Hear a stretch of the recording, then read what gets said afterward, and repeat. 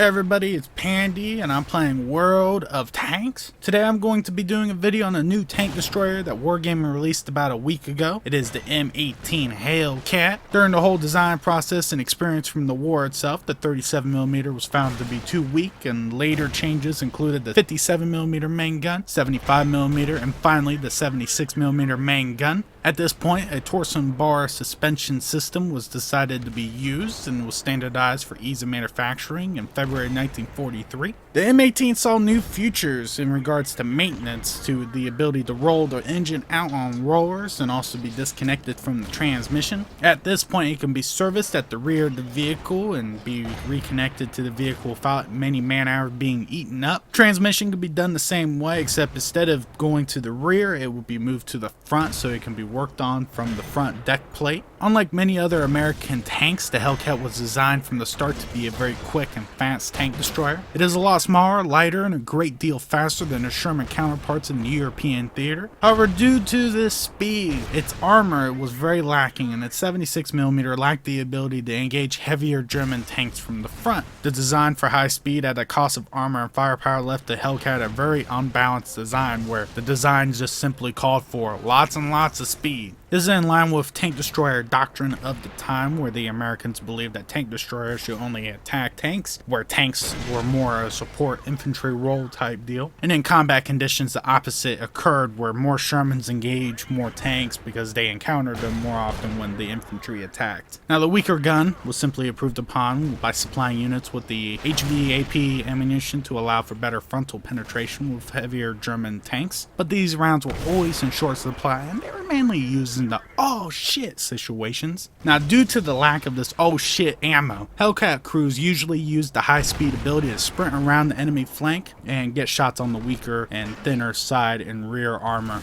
This is a very common tactic that the American tank crews adopted, but the Hellcat simply had more an advantage and could do it more effectively. There's only one variant of the Hellcat, and that was the M23, the armored utility vehicle. It was basically a tractor for artillery and to transport personnel and cargo around. M43 usage was basically one of the first armored personnel carriers for the United States Armed Forces, so the Hellcat has a history with all of our existing APCs. Now, the Hellcat's production kept on going until October of 1944, when it was all thought the war was going to be ending very quickly or shortly after that. 2,507 tanks were produced at the time, and they were left in surplus and limited service or in reserves during that time into 1947. Now, the Hellcat saw most of its combat in Western Europe, but was also present during the Pacific theater. The United States supplied China with units during the late stages of the war via Burma, and were responsible for stopping many Japanese attacks at the later stages of the war in the Chinese mainland. Due to lack of quality from Japanese armor, it actually served as more of a fire support unit or indirect artillery support at that time.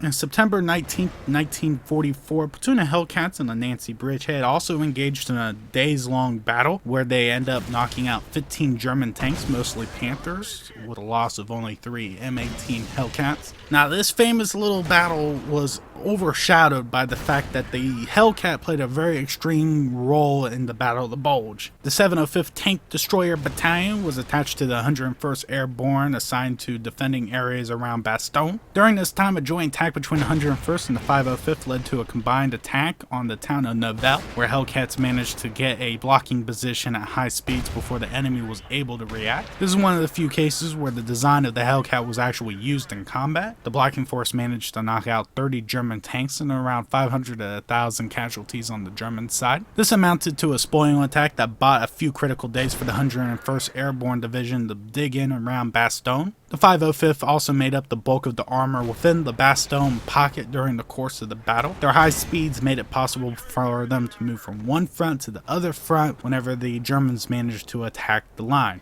Many of you guys already know that the Germans never really attacked all the sides at one time, so this made the Hellcat very useful in the sense that it can get to one area, back to the other, very quickly, very efficiently, and it appeared to be everywhere, which gave the impression that there was a stronger force force within Bastogne. At the end of the Second World War, the Hellcat was given to many other countries. Most notably, they were given to Yugoslavia and were kept in service as a reserve tanks into the early 1990s. Many of the countries that broke away from Yugoslavia retained them and used them during the Yugoslavian wars. Many of these countries went independent, used the tanks, turned around and retired them once they got better equipment. Within World of Tanks, the M18 Hellcat is fun as hell and frustrating at the same time. The Hellcat's firepower is pretty decent with the 90mm main gun. It manages a wide range of targets in regards to like the IS-3 and King Tiger. Biggest problem that I found with these tanks was, like I said, the front, but the speed that you have managed to get around onto their flanks without a problem. And the only other problem that you really have with that is other enemy tanks. You do have enough alpha to do what is expected as a tier 6 tank destroyer, and it does have good accuracy, and it does really go head to head with other tanks or other tier tanks of your tier. Now, the Jackson/Slugger tends to do pretty decently against the 90mm due to its heavily sloped armor, but you just have to get around on the side and hit them from the flanks, and you usually don't have much problems with them unless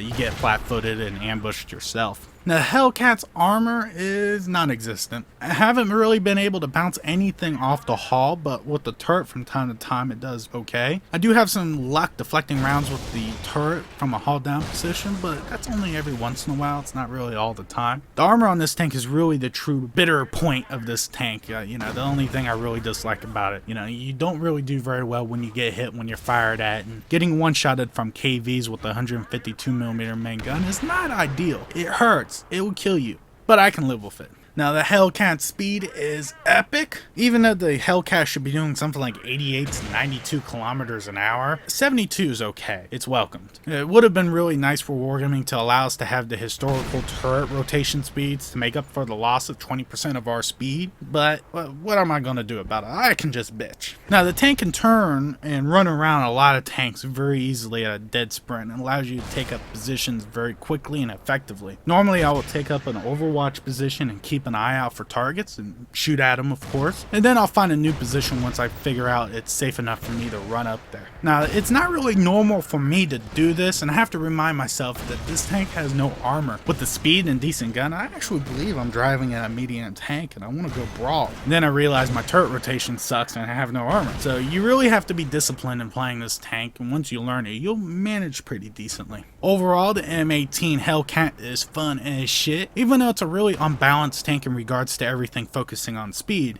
nothing else actually really makes up for that. The gun is decent with a good reload and okay alpha. I don't know if I want to keep this tank because of its lack of armor, but the gun and the speed does really make it good for shits and giggles. I might give it a little while before I decide, but I don't know. If you're used to playing French tanks and you manage with this bad boy for a little while, it's highly recommended for you to keep on to it. And once you learn how to play internet tanks, it might be something worthwhile for you. Now I get to that part of the video where I get to give some World Tanks gold out. This week, the gold amount is going to be 3,000 to the North American server and 2,500 to the European Union server. To win said gold, you must be A, be subscribed to my channel, and B, post a comment down below maybe about the video question, which is, when it comes to tank destroyers, what would you prefer? Firepower, speed, or armor? I myself would prefer firepower over everything else. If you guys haven't noticed, I'm a doctor at killing and blowing shit up. But one thing that I know that Dr. Pandy loves most is doing lots of damage with lots of pen. Reload doesn't matter to Dr. Pandy. As long as you can kill the target faster than it can kill you, it's all good to me. So that's just me. Tell me what you guys think. I thank you guys for watching. I am Pandy, and good hunting.